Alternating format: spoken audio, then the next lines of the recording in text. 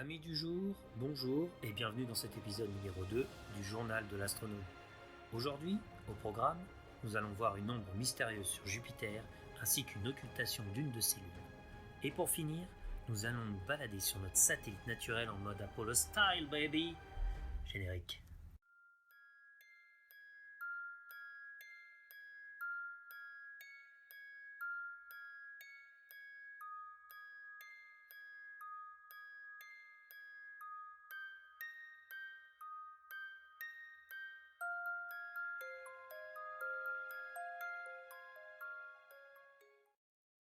Nous voici dans Stellarium, bien entendu, donc le 29 août 2019, aux environs de 21h. Enfin, faut pas trop dire environ parce que c'est un peu... Vous allez vite voir qu'on peut rater une partie de cette observation parce que ça va très très vite. Donc ce jour, j'ai installé mon télescope, donc 200 000 Skywatcher sur une monture HEQ5 Pro Goto. Et j'ai fait, comme qui dirait, une jetée de monture. Donc en fait, ça consiste à mettre sa monture sans faire de mise en station en mode bourrin. Voilà. Il y a des fois, on peut, parce que pas envie, pas pris le temps, et puis merde, quoi, c'est moi qui décide. Donc, après, donc j'ai vu cette observation grâce au magazine Ciel et Espace. J'ai pu prévoir facilement, mais vraiment facilement, à la minute près, grâce à eux, quoi. C'est vraiment super. D'ailleurs, je conseille fortement ce magazine pour toutes les personnes qui s'intéressent à ce qui se passe là-haut et au-delà. Donc, je vais vous passer juste après. Donc voilà notre Jupiter. Ce soir-là, à cette heure-là, on va zoomer. Oh, où il est? Là, on va la mettre au milieu, tiens. Paf, c'est plus facile. C'est pas comme si tout était prévu. Donc là, on voit presque les... Oui, il n'y a que 3 satellites, là, on voit. Hein, surprise! Donc juste après, je vais vous passer la séquence, en même temps je la commenterai. Donc cette séquence, donc c'est moi qui l'ai réalisée, mais c'est grâce à Frédéric Bertoni de la chaîne Fred l'Astronome qui m'a aidé à faire cette petite vidéo.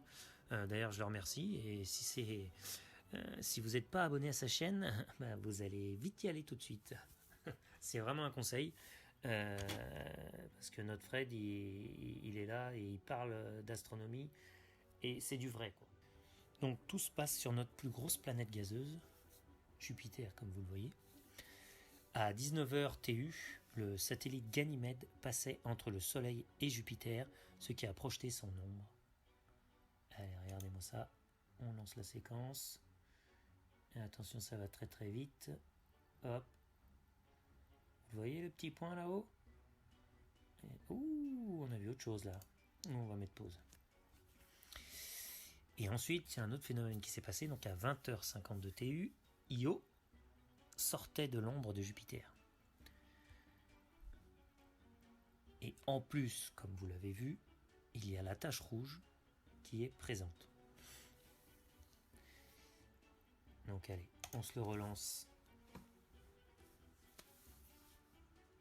ensemble. C'est parti, un petit rewind. Et on se le fait en vitesse un petit peu plus réduite.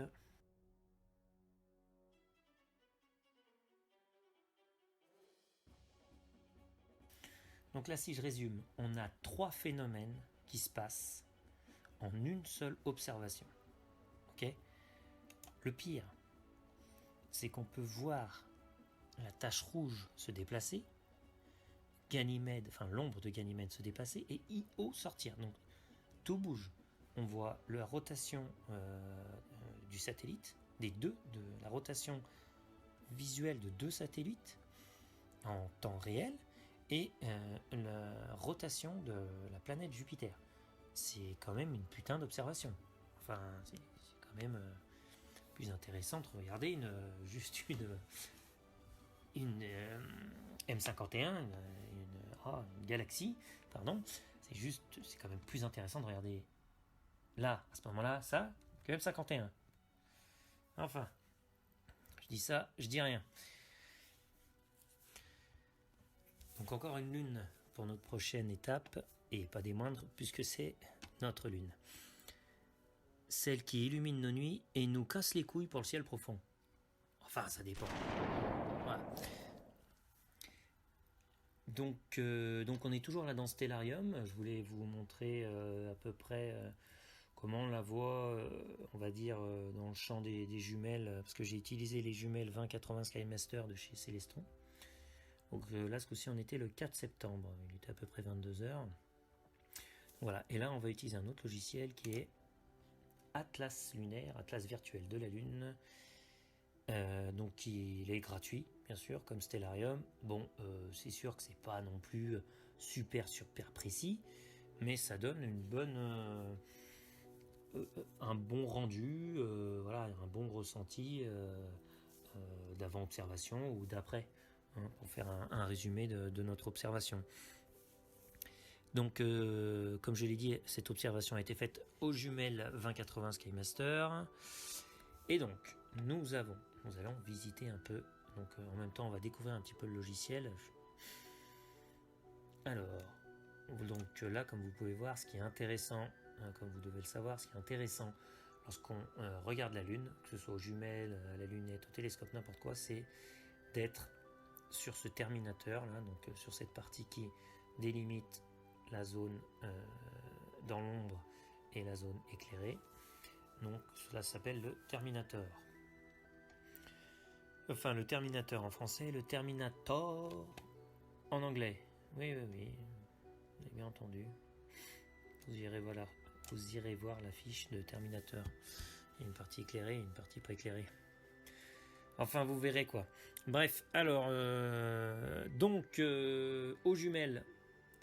Alors là, ce que je reproche un petit peu à ce logiciel, c'est qu'on n'a pas les ombres. Voilà, on n'a pas les ombres en réel. Quand vous regardez vraiment, vous voyez, c'est ce qui est vraiment intéressant dans toute cette partie-là donc, du terminateur, vous voyez les ombres et donc du coup vous voyez des reliefs. Parce que tout ce qui est ici, là, je ne sais pas si vous voyez mon curseur, mais tout ce qui est sur la droite, c'est très très mal... vous voyez rien, quoi. C'est tellement éclairé que c'est cramé, quoi, comme dirait un photographe. Donc le premier cratère que j'ai vu, c'est Théophilus qui fait 101 km de diamètre. Alors, regardez, ce qui est pas mal dans ce logiciel, c'est qu'on clique sur information. Sur information, vous avez donc... Il faut se remettre dessus, je n'étais pas dessus. Vous avez... où est-ce que c'est? Là, donc l'âge, période de formation, la taille, 101 km, le diamètre, 4400 mètres de hauteur. Là, je peux pas, si je peux un peu plus zoomer. Tac. Donc là, ce qu'on voit aux jumelles, c'est... enfin, aux jumelles ou dans un autre instrument, mais là c'était les jumelles. On voit vraiment bien l'ombre qui est projetée donc, par ici. Et l'ombre aussi du dôme central.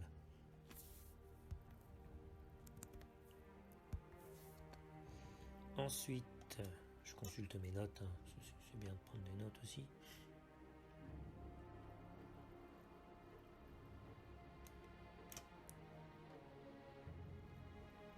On est allé voir je suis allé voir le cratère Piccolomini. Et en fait, c'est un petit Piccolo. Piccolo. Il est là, donc on voit bien. Hein. Pareil, même principe de cratère. Avec une espèce de dôme au centre. Donc lui, il est un peu plus petit, 88 km de diamètre, 4400 mètres de hauteur. C'est vraiment phénoménal. Et ce qui est intéressant avec ce logiciel, intéressant, un petit peu marrant. Voilà, donc vous voyez celui-ci, le cratère Théophilus et Piccolomini. On peut outil, mesure de distance. Ah non, ça. Pof. Ça marche ou pas leur truc? Ah oui, on va s'appuyer. Là, on va s'appuyer.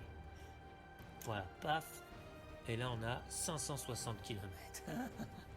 Ça fait loin. Enfin, c'est énorme. La taille du truc. Bref.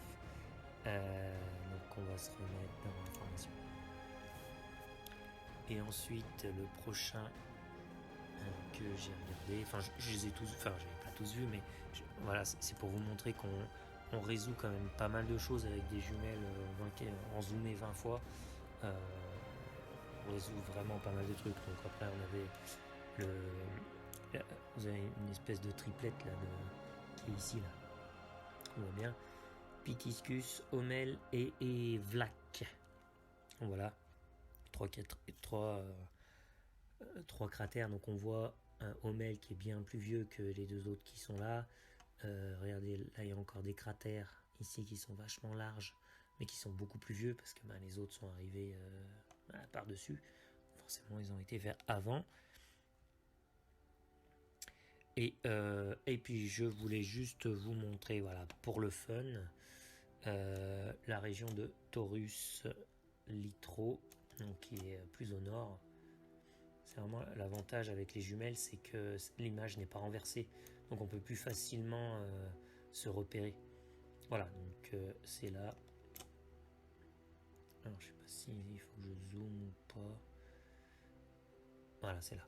Vous voyez ici, là, toute cette chaîne de montagnes, de vallées, comme ils disent, Taurus Litro Valley.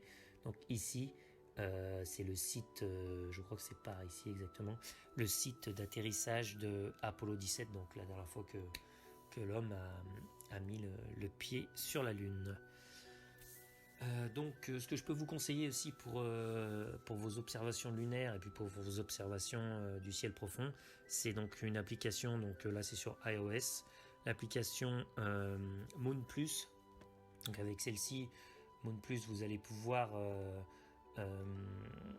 prévoir, vous avez un éphéméride tout simplement de la Lune, hein. Donc vous avez son lever, son coucher, sa taille, vous pouvez prévoir à l'avance vos observations quand il n'y a pas de lune, quoi, ou quand il y a le moins de lune possible pour vos observations du ciel profond. Et ensuite vous avez une autre application pour vous repérer sur la Lune. Donc tout ça c'est des applications gratuites, hein. Ça s'appelle Globe Moon. Donc c'est une application un peu comme l'atlas virtuel de la Lune. Vous allez pouvoir vous repérer, il y a le nom des cratères dessus, vous avez les sites d'atterrissage d'Apollo, donc vraiment c'est vraiment sympa. Vous pouvez même la mettre à l'envers, donc quand vous regardez dans votre télescope, vous la mettez hop en position télescope et vous voyez à l'envers, donc vous pouvez vous repérer plus facilement. Donc voilà, désolé de vous décevoir, mais cet épisode s'achève sur cette super lune. Et c'est pas la vue de ma lune, mais c'est la super lune. Donc c'était Julien sur la Taverne à Santé. Et n'oubliez pas d'observer sans compter. Ciao.